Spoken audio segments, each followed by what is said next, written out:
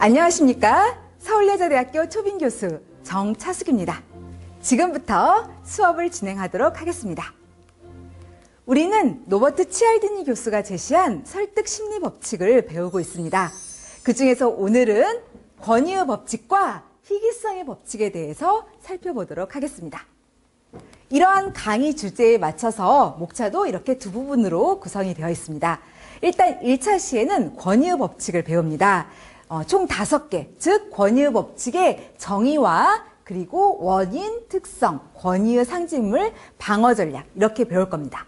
그래서 일단 이 권위의 법칙이 무엇인지 그 정의를 살펴보고요.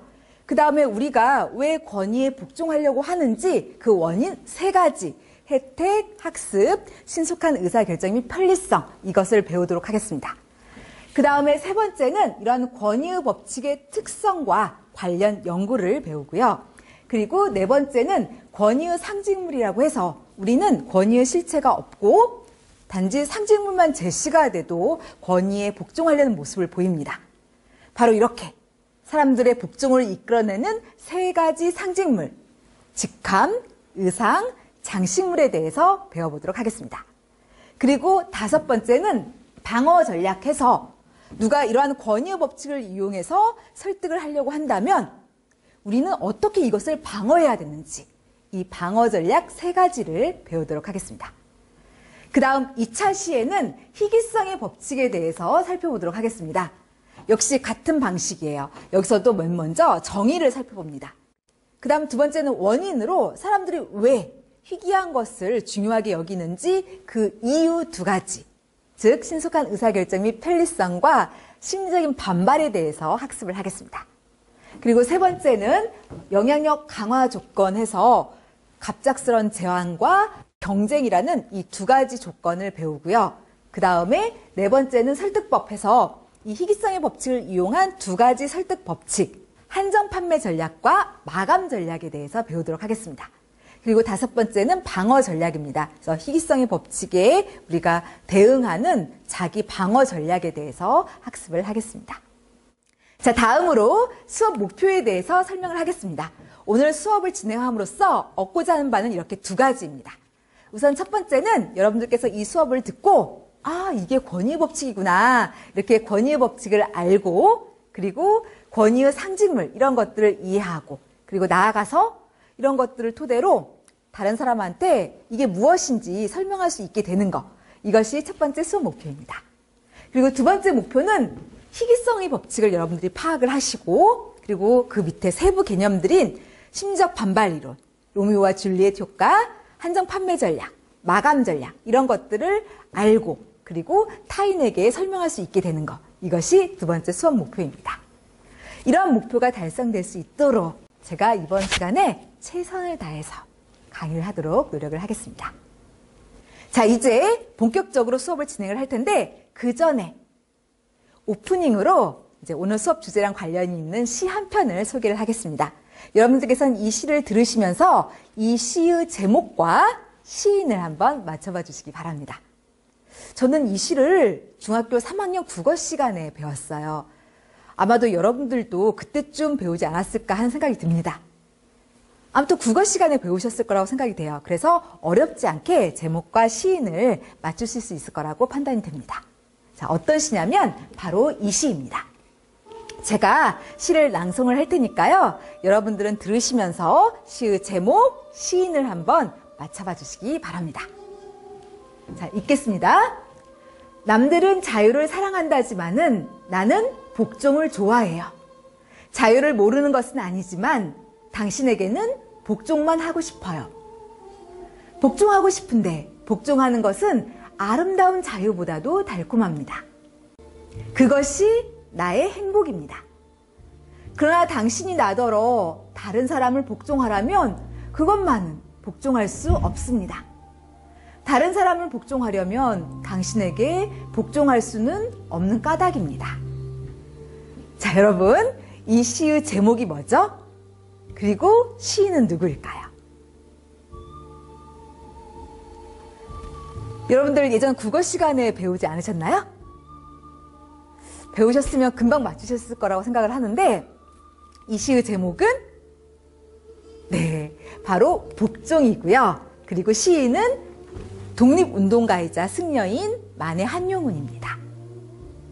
자, 우리가 일반적으로 복종에 대해서는 부정적으로 생각합니다. 나한테 이래라 저래라 하는 거, 이거 싫다. 이렇게 생각하면서 복종에 대해서는 안 좋게 생각을 해요. 그런데 이 시는 특이하게도 이 복종을 찬양을 하고 있어요. 이 복종에 대해서 이것은 아름다운 자유보다도 달콤하다, 이렇게 표현을 하고 있습니다.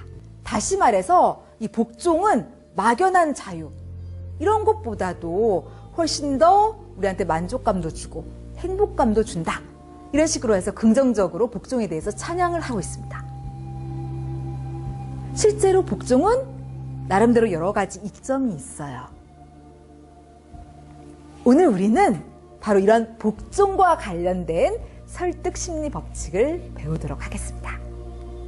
어떤 법칙이냐면 바로 이 권위의 법칙이 되겠습니다. 자, 일단 여기서는 권위의 법칙의 정의부터 살펴보겠는데요. 여기 보시면 노버트 치알디니 교수가 제시한 권위의 법칙 정의가 나와 있습니다. 우리 다 같이 한번 큰 목소리로 이것을 함께 읽어보도록 하겠습니다. 읽으실 때 꼭 머릿속으로 곰곰 생각해 주시기 바랍니다. 저게 뭔 뜻인가 하고요. 자, 권위의 법칙이란 사람들은 권위에 복종하려는 경향이 있다는 법칙. 네. 그러니까 권위의 법칙은 다른 사람이 뭔가 명령하고 지시하고 뭔가 얘기했을 때 그것을 따르려고 하는 겁니다. 그러니까 한마디로 권위에 복종하려고 하는 법칙. 이것이 권위의 법칙이 되겠습니다. 자, 여기서 이 복종은 크게 두 가지 유형이 있어요. 직접적인 복종, 그리고 간접적인 복종이 그것입니다. 직접적인 복종이라는 것은 권위자가 뭔가 이렇게 지시하고 명령을 하면 그것을 이제 따르는 것을 일컫습니다. 그리고 간접적인 복종이라는 것은 이제 권위자, 그러니까 사회적으로 어느 정도 지위도 있고 또 그 다음에 실력 있는 사람들, 전문가들, 이런 사람들이 무슨 말을 하고 의견을 이렇게 제시를 했을 때 그것을 별 의심 없이 믿고 신뢰하는 것을 간접적인 복종이라고 이야기를 합니다. 어쨌든 이렇게 직접적인 복종이든 간접적인 복종이든 이러한 복종에 우리가 따르는 것을 이것을 이제 권위의 법칙 이렇게 얘기를 합니다. 이에 대해서 조금 더 자세히 설명을 드리겠습니다. 미국의 사회심리학자인 스탠리 밀그램은 다음과 같이 주장을 했어요. 우리 인간은 자신이 생각하는 것보다도 훨씬 더 권위에 약하다라고 얘기를 했습니다. 그래서 이렇게 권위자들이 뭔가 이렇게 명령을 내리면 그 명령을 굉장히 비교적 충실하게 준수하는 모습을 보여요. 그리고 또 이게 권위자가 무슨 얘기를 하고 의견을 제시를 하면 그것을 굉장히 잘 신뢰하는 그런 모습을 보입니다. 그러니까 즉 이렇게 직접적인 복종이든 간접적인 복종이든 사람들은 권위자의 말을 따르려고 하는데 이게 바로 권위의 법칙이 되겠습니다.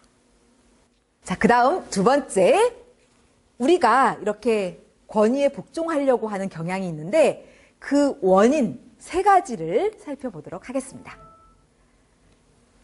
혜택, 학습, 신속한 의사결정 및 편리성, 이러한 이유들 때문에 사람들은 권위에 복종하려고 합니다. 첫 번째로 혜택에 대해서 설명을 하겠습니다. 우리가 권위에 복종을 하게 되면 혜택을 얻게 됩니다. 즉, 유익한 결과가 나타나게 되기 때문에 권위에 복종을 하는 거예요. 여러분 어릴 때 한번 떠올려 보세요. 어머니, 아버지의 말씀을 잘 들으면 어떻게 되던가요? 칭찬도 많이 받고 또 그리고 때로는 선물도 받게 되었었습니다. 그리고 또 이제 학교 다닐 때 한번 떠올려 보세요. 그때 우리가 선생님 말씀을 잘 들으면 어떻게 되던가요? 그들이 갖고 있는 지식이나 경륜, 식견 이런 것들 덕분에 그들의 말을 잘 들으면 우리의 실력이 증대가 되었어요. 그리고 또 여러분 아파서 병원 갈 때 한번 떠올려 보세요. 이때 의사 선생님 말씀을 잘 들으면 어떻게 됐죠? 예, 우리의 질병이 치료가 됐습니다.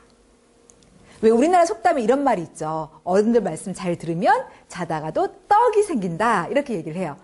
이것처럼 분명히 뭔가 우리한테 유익한 결과가 나타나기 때문에 사람들은 권위에 복종을 하는 겁니다. 그리고 또한 뭔가 문제가 생겼을 때 책임을 전가할 수도 있어요. 나는 하기 싫었는데 위에서 시켜서 한 거야 하면서 나는 핑계를 대고 거기서 이제 빠져나올 수가 있어요. 이것도 일종의 혜택이죠. 그래서 이런 식으로 유익한 결과를 얻을 수도 있고 또 책임도 회피할 수 있고 이렇게 나름대로 이점이 있기 때문에 사람들은 권위에 복종을 하게 되는 겁니다. 그 다음 두 번째 권위 복종의 이유는 학습입니다. 우리는 어릴 때부터 이 사회화 과정을 거쳐서 이 복종을 배우며 자라왔습니다. 그러니까 정당한 권위에 복종해라 이것을 계속 학습을 했어요.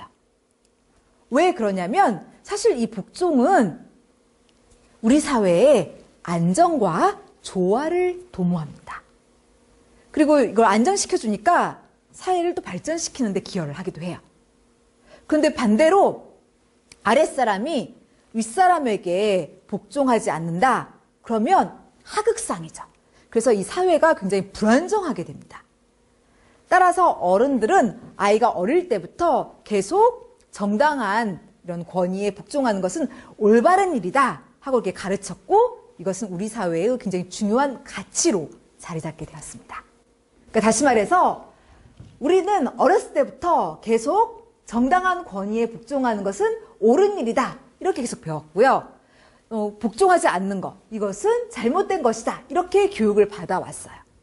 실제로 우리나라 군신유의 이거 보면은 신하는 임금에게 복종, 충성을 해야 된다. 이걸 이제 가르치고 있고 또 상강오륜의 장유유서를 보면은 어른과 어린이는 위아래 질서가 있다. 그래서 어린이는 어른의 말을 따라야 된다. 이렇게 이제 가르치고 있죠.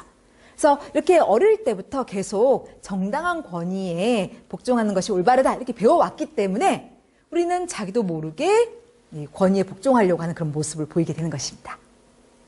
그 다음 세 번째, 권위 복종의 또 다른 원인으로 신속한 의사결정 및 편리성을 들 수가 있습니다.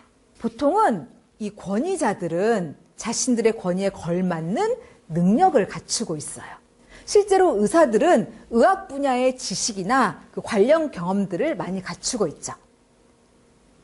그러다 보니까 대체로 이 권위자의 말을 따르는 것이 올바른 일인 경우가 아주 많습니다. 확률상 그게 맞을 때가 많아요. 사실 이 권위의 법칙은 의사결정의 지름길입니다.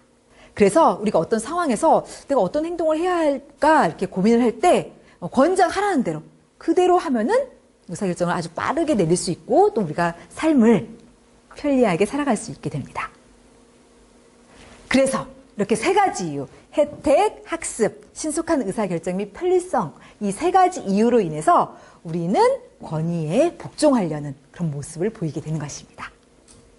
이 세 가지가 원인이고요. 이제는 세 번째 이러한 권위의 법칙의 특성을 살펴보겠습니다. 이 권위의 법칙은 어떠한 특성을 지니고 있냐면 사람들은 이 권위에 자기도 모르게 그러니까 무의식적으로 기계적으로 자동적으로 복종하려고 하는 그런 모습을 보인다는 특징을 보이고 있습니다. 그러니까 다시 말해서 직접적인 복종, 간접적인 복종 모두 다 그러니까 무의식적으로 나타나게 되는데 먼저 직접적인 복종부터 설명을 드리면 권위자가 뭔가를 시켰어요. 그러면 이 지시가 이 명령이 타당한가? 사리에 맞나? 이런 걸 별로 그렇게 크게 따지지 않고 권위자가 하라는 대로 사람들은 보통은 그것을 준수하게 되는 그런 모습을 보이게 됩니다. 그 다음에 간접적인 복종. 권위자가 무슨 얘기를 했어요. 그러면 이게 옳은가 그른가 이것을 크게 생각하지 않고 그냥 그것을 믿고 신뢰하는 모습을 보입니다. 이게 그냥 자동적으로 기계적으로 나타나는 그런 특성을 보여요.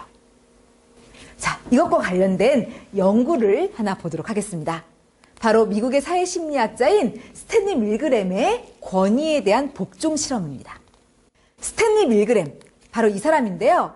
이 심리학자는 보통의 평범한 사람들에게 합법적인 명령을 내린다면 얼마만큼의 고통을 무고한 시민들에게 줄 수 있을까?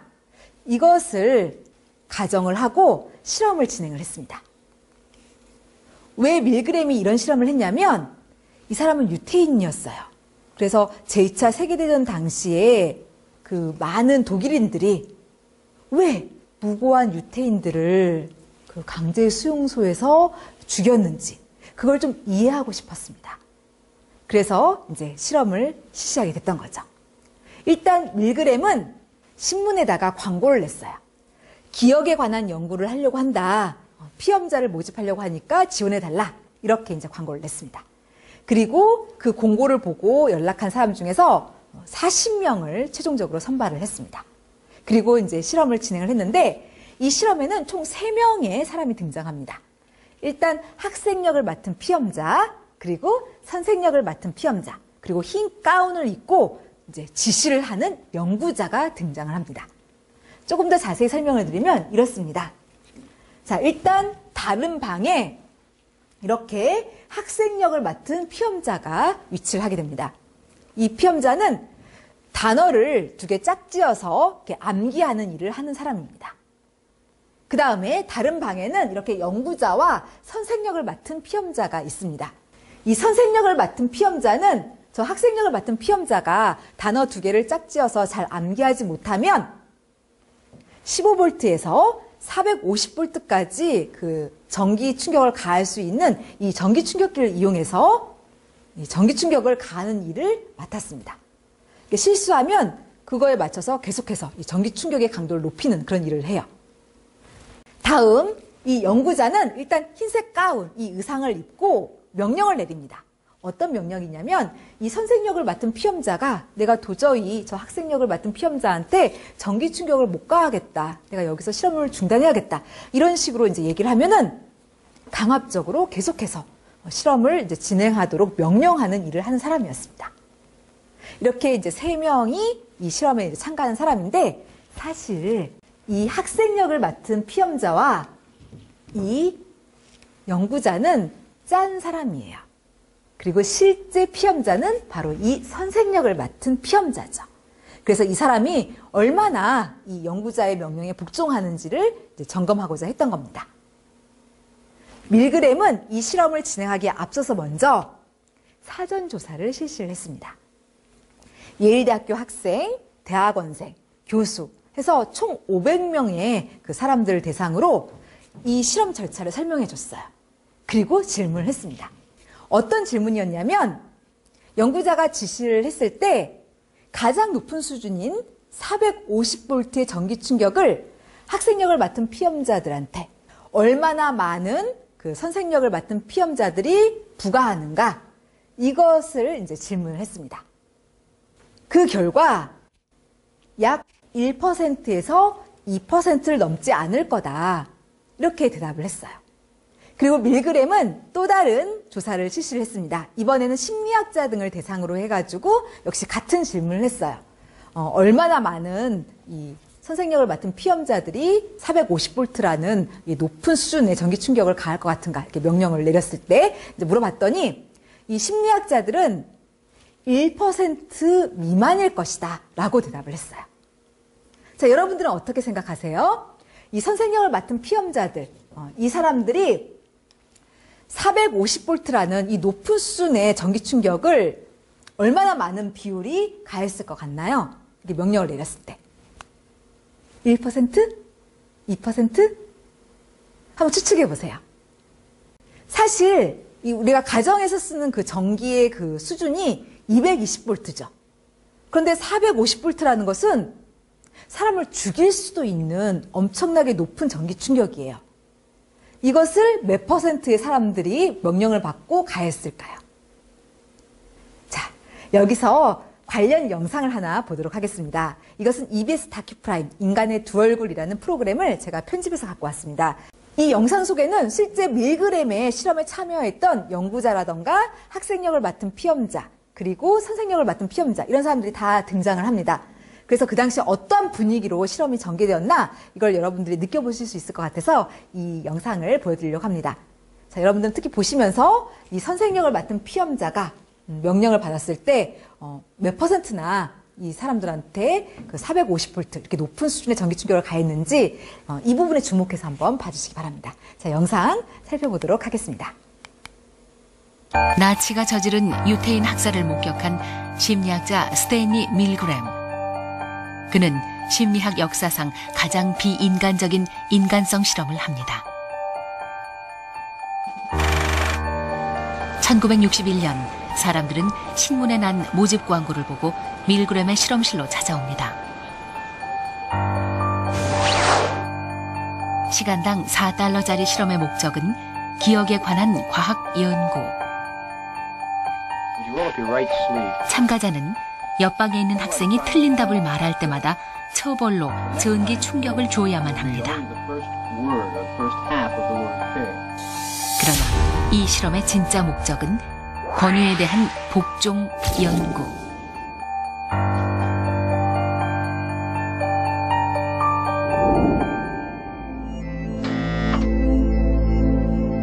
방 안에는 15V에서 450V까지 30단계의 버튼이 놓여 있고 마지막 450V에 써 있는 불길한 XXX.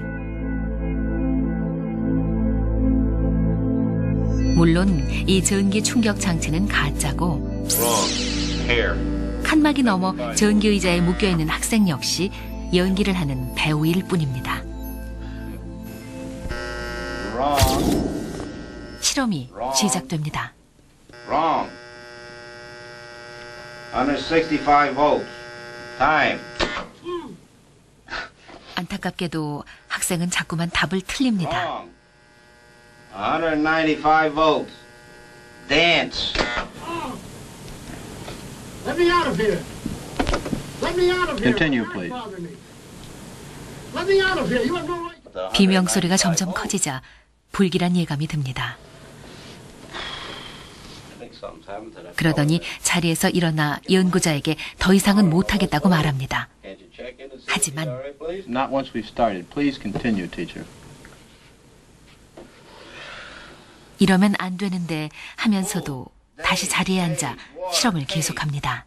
Answer, please. Are you all right in there? It says danger, severe shock here, and XX on the next one. We must continue. Go on, please. You're going to keep giving what, 450 volts every shot now? That's correct. Continue. The experiment requires that you continue.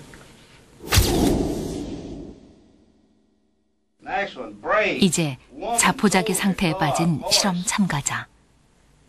Answer is woman, 450 volts. That's it.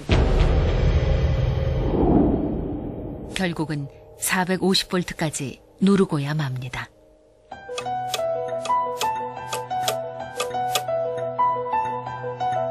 이 실험을 하기 전 밀그램은 40명의 심리학자와 정신과 의사에게 다음과 같이 질문했습니다.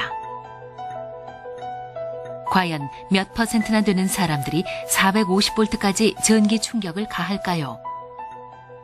대답은 많아보았자 1% 미만. 그러나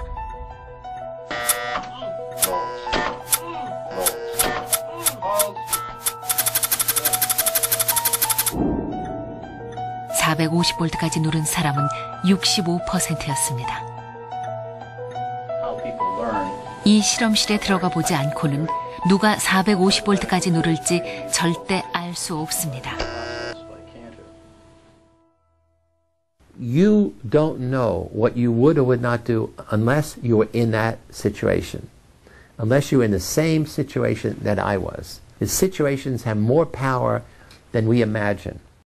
네, 놀라운 결과죠. 무려 65%, 그러니까 절반 이상이에요. 이렇게 많은 사람들이 연구자가 명령을 내리면 그것에 복종해서 450V라는 최고 수준의 전기 충격을 학생형 맡은 피험자들한테 가하고 있었습니다. 심지어 이 피험자들이 막 살려달라고 애원을 하고 그리고 난 심장병이 있다. 그래서 고통스럽다. 그만 중단해달라. 이렇게 얘기하고 또 비명을 지르고 신음소리를 내도 선생님을 맡은 피험자들은 전기 충격을 가했어요. 그래서 우리가 이 밀그램의 실험에서 알 수 있듯이 권위자가 명령을 내리면 거기에 사람들은 복종을 기계적으로 한다는 것을 알 수가 있어요. 이게 바로 이 권위의 법칙의 특성입니다. 그게 직접적인 복종이든 간접적인 복종이든 사람들은 기계적으로 명령을 따르는 모습을 보여요.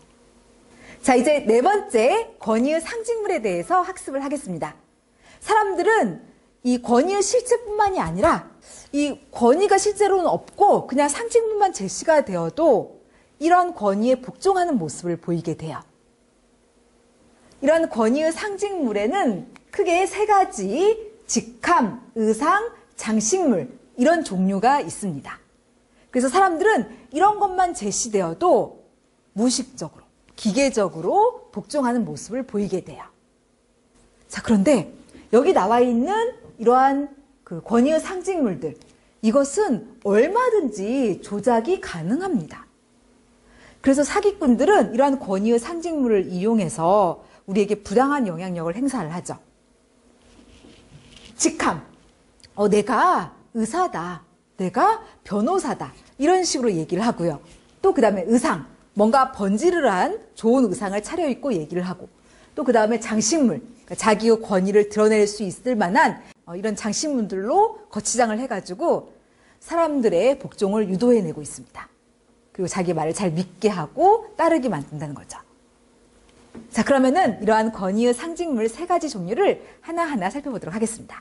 먼저 첫 번째, 직함입니다. 자, 직함이라는 것은 뭐냐면 우리 사회에서 이렇게 인정받는 직업이나 또는 높은 학력을 얘기합니다. 그러니까 높은 학력이라는 것은 일단 학위가 여기 들어가요. 그래서 뭐 박사, 석사 이런 걸 말을 하고, 또 좋은 학교도 여기 들어갑니다. 그러니까 하버드 대학교, 서울대학교 이런 것들을 얘기를 해요. 그리고 이제 사회적으로 인정받는 직업이라는 것은 뭐 의사, 판사, 뭐 회장 이런 것들을 얘기를 하죠. 사실 이렇게 사회적으로 이렇게 존경받는 이러한 직함들은 이것을 획득하는데 굉장히 많은 시간이 걸리고 많은 돈과 노력, 투자가 들어갑니다. 사람들은 이걸 알고 있어요. 그리고 또 실제로 이러한 직함을 갖고 있으면 진짜로 어느 분야에 대해서 능력과 경험 이런 것들을 갖추고 있는 경우가 많아요. 그러다 보니까 이러한 이유들로 인해서 사람들은 이러한 직함이 제시가 되면 그의 지시나 명령을 잘 따르고 뭔가 말을 했을 때 그것을 잘 받아들이고 믿는 그런 모습을 보이게 됩니다. 그리고 반대로 이러한 직함이 없으면 배척하는 그런 부정적인 모습을 보이기도 하죠. 자, 아무튼 이런 직함을 제시하면 사람들이 쉽게 복종을 하게 돼요. 그런데 이러한 직함은 굉장히 쉽게 사칭이 될 수 있는 권위의 상징물이에요. 그래서 사기꾼들은 내가 의사다, 내가 변호사다 이런 식으로 직함을 악용해서 사람들을 홀리고 있죠.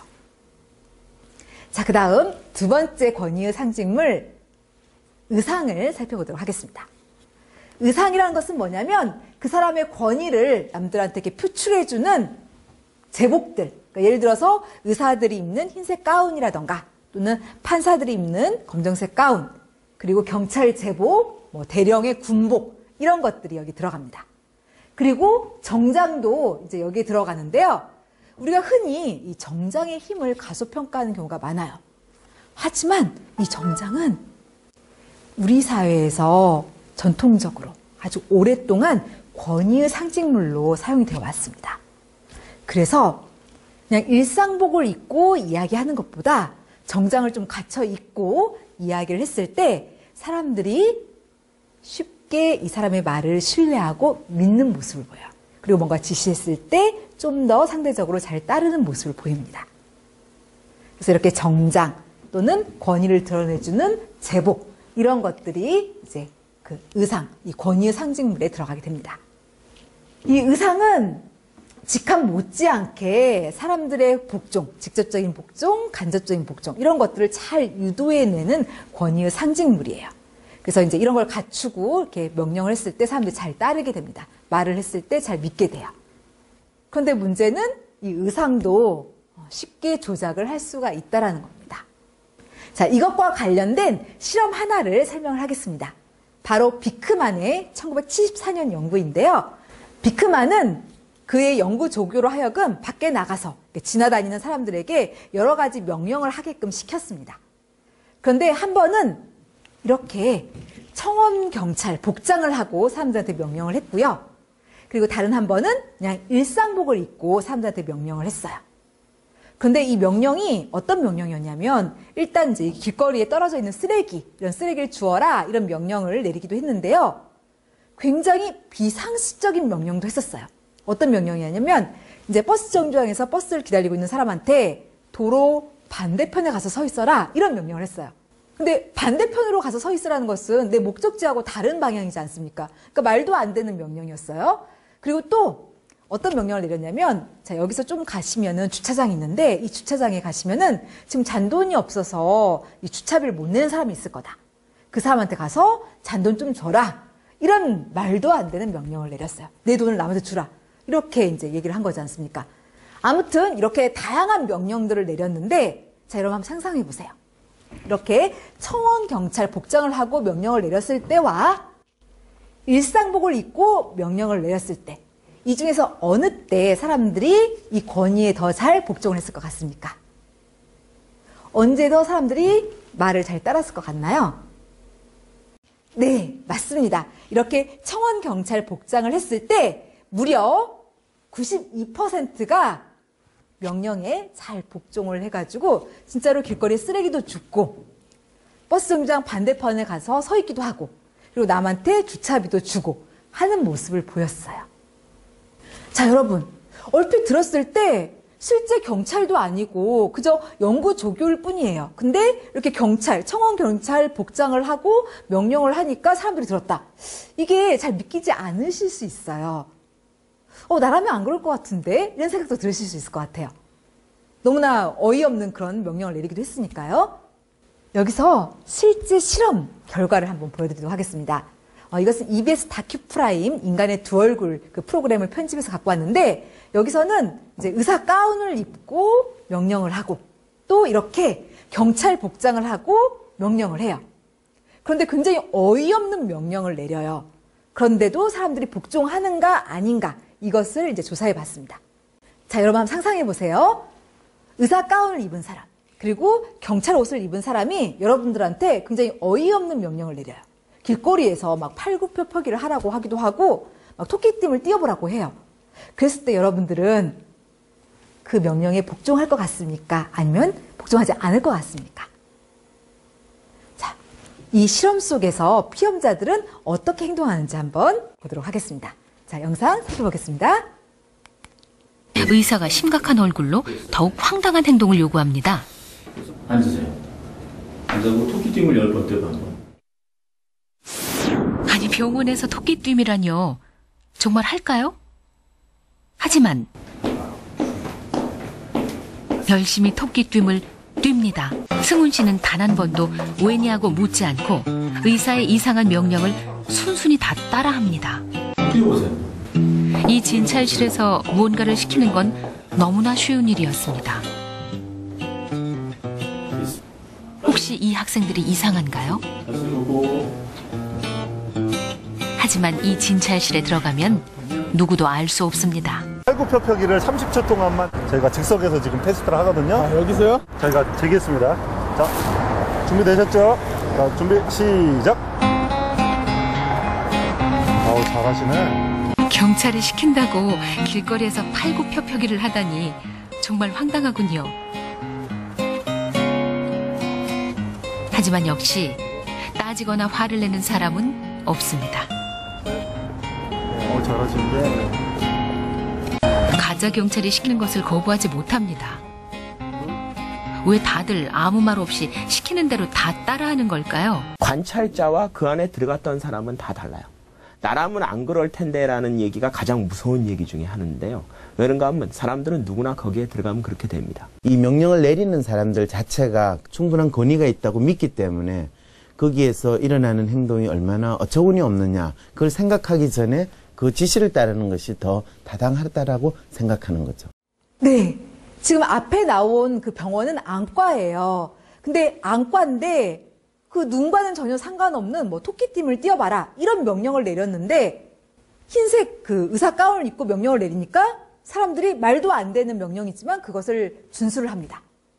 그리고 뒤에 실험, 저 경찰은 가짜 경찰이에요. 단지 그 경찰 복장만 하고 있을 뿐이에요. 그러니까 권위의 실체가 없는 거죠.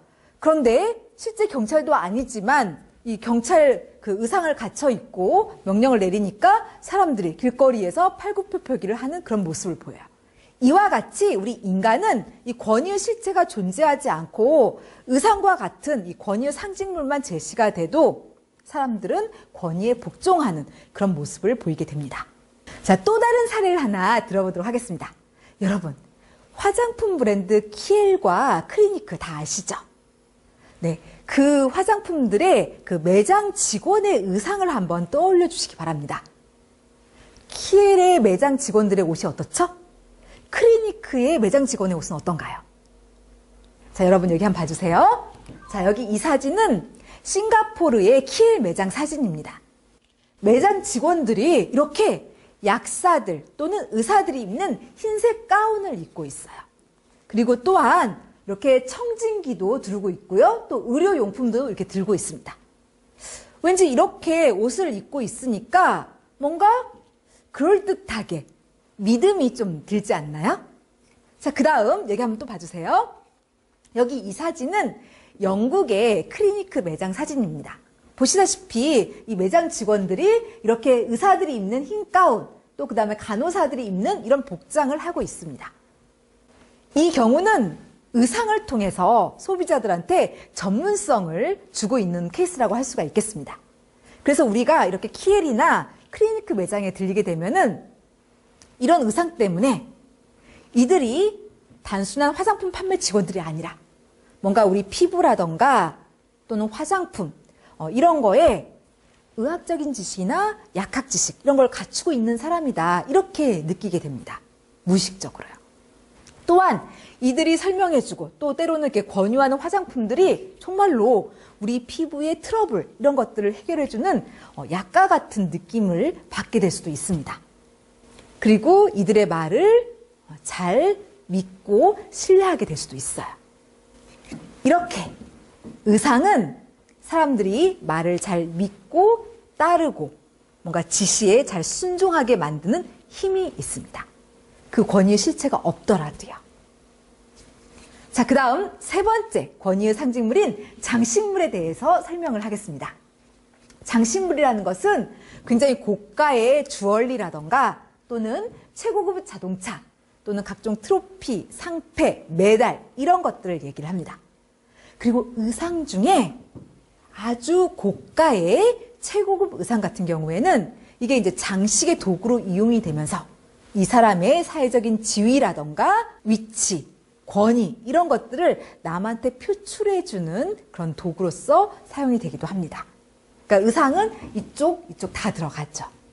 아무튼 이런 장식물들은 한 사람의 권위, 사회적인 지위 이런 것들을 남한테 드러내주는 그런 일을 합니다. 그래서 사람들은 이것을 보고 이 사람의 말을 잘 따르고 믿고 때로는 순종하고 이런 모습을 보이게 되는 것이죠. 특히 이 장식물 중에서도 자동차, 이 자동차가 우리 사회에서 권위의 상징물로 굉장히 잘 이용이 되고 있습니다. 그래서 사람들은 한 사람의 사회적인 위치라던가 이 사람의 성공 여부, 출세 여부 이것을 그 사람이 소유하고 있는 이 자동차의 크기라던가 가격과 관련지어서 생각하는 경향이 있습니다. 자, 여기서 관련 실험을 하나 들어보도록 하겠습니다. 바로 둡과 그로스의 1968년 연구입니다. 이 연구자들은 미국 샌프란시스코에서 실험을 진행을 했습니다. 일단 이제 도로에서 신호가 파란불로 바뀌었어요. 그런데 앞차가 움직이지 않고 가만히 있어요. 그랬을 때 이제 뒷차의 반응을 조사해 봤는데 이 앞차가 굉장히 값비싸고 그리고 신형이고 최고급 자동차일 때와 반면에 이 앞차가 일단 가격이 싸고 낡고 소형차일 때 이랬을 때 뒤에 차가 얼마나 오랫동안 이제 기다렸다가 이제 경적을 울리는지 이것을 이제 확인해 봤어요. 자, 여러분 한번 상상해 주시기 바랍니다. 신호가 바뀌었을 때 앞차가 가만히 있어요. 그런데 한 번은 이제 최고급 자동차가 있을 때이고 한 번은 굉장히 작은 차가 있을 때예요. 그럴 때 뒤에 있는 차들은 언제 더 빨리 경적을 울리면서 빨리 가라고 재촉을 할 것 같습니까? 큰 차일 때? 작은 차일 때? 언제일 것 같아요? 네, 여러분들 어렵지 않게 금방 잘 추측하셨을 거라고 생각을 해요. 이 득과 그로스의 연구에서는 소형차일 때 사람들이 막 빨리 가라고 재촉을 한 것으로 나타났어요. 막 이렇게 위협을 하기도 하고 막 계속 경적을 울리면서 빨리 가라고 이렇게 다그쳤습니다. 근데 반면에 이 득과 그로스의 연구에서 앞차가 굉장히 고가의 신형의 최고급 자동차일 때는 50%가 계속 기다려줬어요. 그러니까 최고급 자동차면은 이 사람의 사회적 지위, 권위 이런 것들이 굉장히 좋을 거다 이렇게 사람들이 생각하고 가만히 복종을 했던 것이죠. 자, 여러분, 이러한 실험 결과가 비단 미국만의 일일까요? 우리나라에서는 이런 일이 일어나지 않을까요? 자, 여기서 관련 실험을 보여드리도록 하겠습니다. 이제 재현을 한 건데요. 이것은 EBS 다큐 프라임 자료입니다. 역시 이제 그 도로에서 신호가 파란불로 바뀌었어요. 근데 앞차가 고급차일 때, 그리고 앞차가 작은 차일 때 뒷차가 어떻게 반응하는가를 한번 조사해 봤습니다. 자, 우리나라에서도 미국과 같은 결과가 나타났는지 아니면 다른 결과가 나타났는지 한번 생각하면서 다음 실험을 봐주시기 바랍니다. 실험 방법은 이렇습니다. 실험차가 도로를 달리다가 빨간 신호등에 멈춰섭니다. 잠시 후 신호가 바뀌는데 맨 앞에 실험차는 꼼짝도 않습니다. 경차일 때와 고급차일 때 뒤차는 얼마 만에 경적을 울릴까요? 정지선 맨 앞에 있는 경차. 잠시 후 신호가 바뀝니다.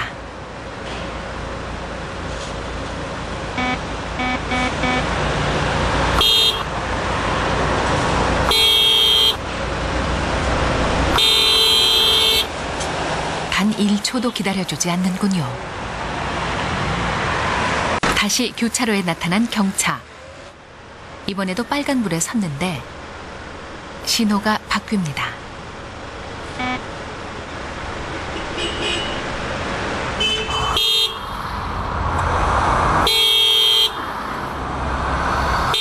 더 머뭇거리다가는 큰일 나겠군요. 이번엔 고급 승용차로 바꿔 타보시죠. 같은 교차로에 고급 승용차가 섭니다. 지금 신호는 빨간불. 신호가 바뀌었습니다.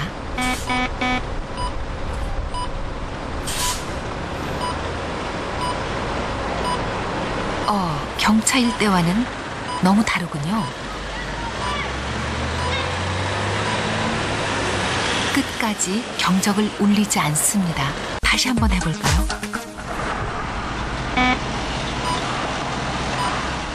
신호가 바뀝니다.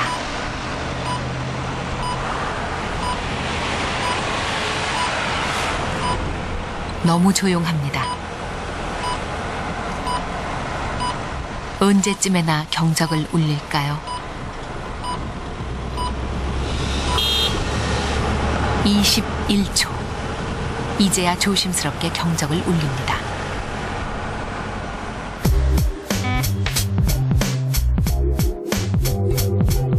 고급 승용차 뒤에 선 차들. 점잖게 기다리거나 들릴 듯 말 듯 살짝 경적을 울립니다. 그래도 움직이지 않으면 알아서 비켜갑니다. 실험 결과 고급 승용차일 때는 평균 10초 만에, 경차일 때는 평균 3초 만에 경적을 울립니다. 자, 이렇게 우리나라에서도 이 득과 그로스의 이런 연구 결과가 비슷하게 나타났습니다. 자동차는 이렇게 권위의 상징물이에요.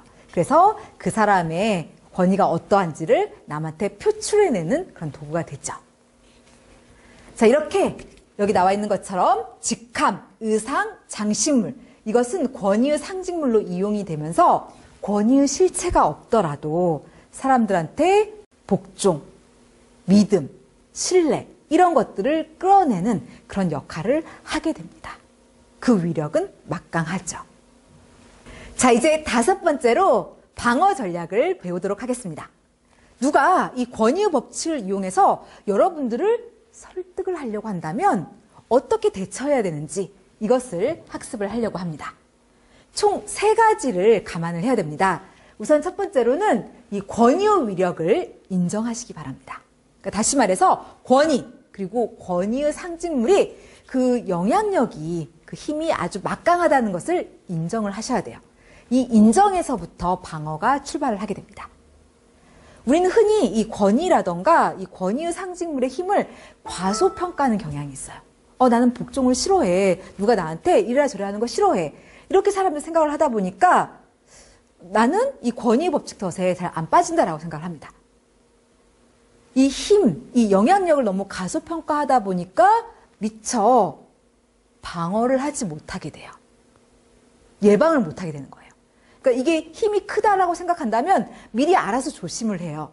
그런데 이것이 힘이 크다고 생각하지 않으니까 과소평가를 해버리니까 대응을 제대로 못하게 되는 거죠. 그래서 일단 방어를 하려면 이 권위와 권위의 상징물의 힘이 굉장히 아주 크다라는 것을 인정을 해야 됩니다. 그리고 그에 더불어서 이 권위의 상징물들, 직함, 의상, 장식물 이런 것들이 쉽게 조작이 될 수 있다는 사실을 명심을 하고 주의를 하셔야 됩니다. 자, 여기서 이 권위의 상징물 중에서 직함과 의상을 이용해서 조작한 사례를 한번 들어보도록 하겠습니다. 여러분들 혹시 이 드라마 기억이 나세요? 예전에 MBC에서 2007년도에 방송이 되었던 드라마입니다. 이성균, 차인표, 김명민 이런 사람들이 주연을 맡았고요. 대학병원에서 장중혁이라는 외과 의사가 이 성공에 대한 야망을 가지고 노력하다가 결국은 이제 파멸을 한다는 그런 스토리였는데 혹시 어떤 드라마였는지 기억이 나십니까? 네, 바로 하얀 거탑이었어요. 이 하얀 거탑이라는 드라마 속에서 배우 김명민은 장중혁이라는 외과 의사 역할을 맡았어요. 그런데 비슷한 시기에 한국 P&G 오랄비칫솔은 이 김명민을 광고 모델로 기용을 해서 광고를 전개를 했습니다. 자, 여러분 한번 상상해 주시기 바랍니다. 여러분들이 이 하얀 거탑이라는 이 드라마를 굉장히 재미있게 즐겨보고 있다고 한번 상상해 주시기 바랍니다. 열심히 드라마를 보고 그 다음에 TV에서 다음 광고를 봤어요. 그럴 때 이 광고가 뭔가 그럴듯하게 느껴지는지 뭔가 믿음 이런 게 이제 느껴지는지 한번 생각하면서 다음 광고를 봐주시기 바랍니다. 자, 광고 보시겠습니다.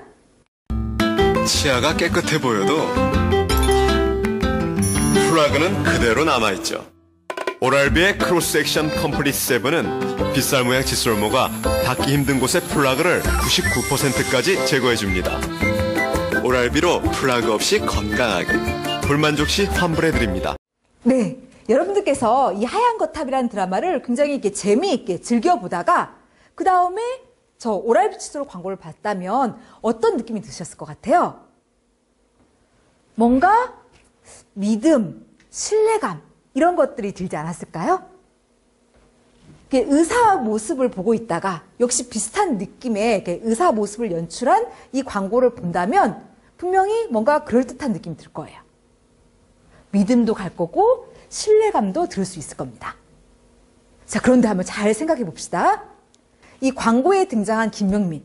근데 김명민은 실제로 의대를 졸업했나요? 아니죠. 그리고 김명민은 실제로 의학 지식을 갖추고 있나요? 그것도 아니에요. 그리고 의학 쪽에서 관련 경험을 쌓은 것도 아닙니다. 그리고 이 광고 속에서 김명민은 치과 의사로 이렇게 등장을 했는데 드라마 속에서 김명민은 어떤 의사로 나왔죠? 네, 외과 의사로 나왔어요. 그러니까 분야도 틀려요. 그럼에도 불구하고 그러니까 의대를 나온 것도 아니고 의학 지식이나 경험이 있는 것도 아니고 또 외과 의사로 나온 것도 아님에도 불구하고 우리는 아까 전에 그 오랄비 칫솔 광고를 봤을 때 뭔가 그럴듯한 느낌, 뭔가 이게 신뢰감 이런 것들이 들었어요. 그거는 권위의 상징물을 이용해서 조작을 했기 때문에 그렇습니다. 그러니까 권위의 실체가 없어요. 실제로 김명민은 의사가 아니에요. 그럼에도 불구하고 권위의 상징물을 내세우니까 일단 의사인 것처럼 보이고 또 의사 가운, 이 의상을 보여주고 이러니까 그냥 권위의 상징물만 있었어도 우리는 이렇게 그럴듯한 느낌을 받게 되고 괜히 이렇게 믿음도 가게 되었어요. 바로 이 광고 사례에서와 같이 권위의 상징물은 조작이 가능해요. 그래서 우리가 이것을 방어를 하려면 이 권위의 상징물이 이렇게 광고에서처럼 얼마든지 조작이 가능하고 우리를 설득시키는데 이용이 될 수 있구나. 이것을 우리가 이제 알고 있어야 됩니다. 그리고 주의를 기울여야죠. 그래야지 방어를 할 수가 있는 겁니다. 자, 그 다음에 두 번째 방어 전략은 자, 여러분 우리가 지난번에 정보원을 배웠어요.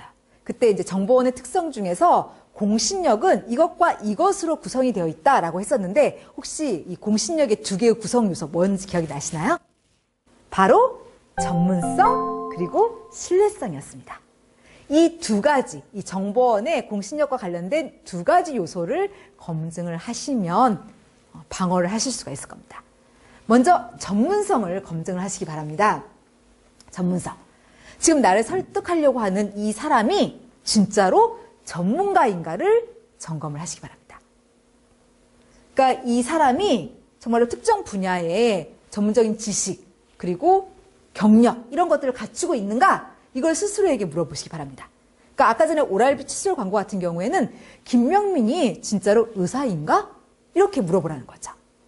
이렇게 이 정보원의 전문성을 이렇게 면밀히 검토를 하게 되면은 이 권위에 맹목적으로 별 생각 없이 그리고 기계적으로 복종하는 것을 어느 정도는 그래도 막을 수가 있어요. 이렇게 분석하고 이 사람 전문가 아니구나. 이 사람 말을 따르지 말아야지. 이렇게 이제 하면서 그 덫에서 빠져나올 수가 있다는 말입니다. 자, 다음 세 번째 공신력의 또 다른 구성 요소인 신뢰성을 검증을 하는 방법이 있습니다. 이 전문가의 말을 우리가 믿을 수 있는가, 신뢰할 수 있는가 이것을 본인한테 한번 물어보시기 바랍니다. 실제로 나를 설득하려고 하는 사람이 정말로 전문가일 수 있어요. 그런데 이 사람이 자기가 뭔가 경제적 이득을 얻기 위해서 자기의 지식을 공정하게 쓰지 않을 수가 있어요. 그러니까 자기의 지식을 활용해서 남을 이용하는 데 쓰려고 하는 경우가 있을 수가 있단 말이에요. 그래서 나한테 뭔가 말을 하고 있는 이 사람이 진짜로 믿을 만한 사람인지 그의 말을 신뢰할 수 있는지 이것을 본인한테 질문을 하시기 바랍니다.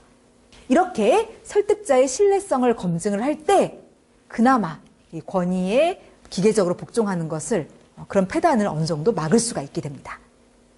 그래서 이렇게 세 가지 권위의 위력을 인정하고 전문성을 검증하고 그리고 신뢰성을 검증하는 것 이것을 이제 적절하게 이용을 하시게 되면 권위에 맹목적으로 복종하는 것을 어느 정도 막고 방어하실 수가 있을 겁니다.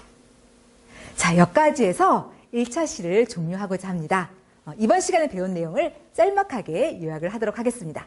여러분들 얼마나 잘 기억하고 계시는지 그 이해 정도를 체크하면서 한번 내용을 들어주시기 바랍니다. 우리가 1차 시에는 권위의 법칙에 대해서 총 5가지 정의부터 방어 전략을 배웠습니다.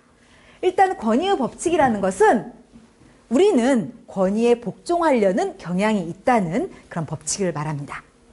왜 우리가 이렇게 권위에 복종하려고 하는가? 그 원인을 두 번째로 살펴봤죠. 그게 세 가지 혜택, 학습, 신속한 의사결정 및 편리성 때문에 그런다라고 얘기를 했습니다. 그리고 세 번째 특성, 이 권위에 복종하려는 것은 무의식적으로, 기계적이고 자동적으로 이루어진다라고 했습니다. 그런 특징을 지니고 있어요. 네 번째, 권위의 상징물을 배웠어요. 우리 인간은 권위의 실체가 없어도 단지 상징물만 제시되어도 권위에 복종하려는 모습을 보입니다. 그러한 권위의 상징물이라는 것은 직함, 의상, 장식물이죠. 자, 그 다음에 5번째로 방어 전략을 배웠습니다. 누가 이 법칙을 이용해서 우리를 설득하려고 한다면 우리가 어떻게 대처해야 되는가 이것을 이제 배웠는데 첫 번째로는 이 권위의 법칙, 이 위력을 인정을 하셔야 되고요. 그 다음에 두 번째로는 이 설득자의 전문성을 검증을 하시고 그리고 세 번째로는 신뢰성을 검증을 하는 것입니다. 이런 것들을 이용을 하게 되면은 권위에 기계적으로 이렇게 반응하는 것을 어느 정도 막으실 수 있을 겁니다. 자, 여기까지 해서 1차 시를 종료하겠습니다. 잘 들어주셔서 감사드립니다.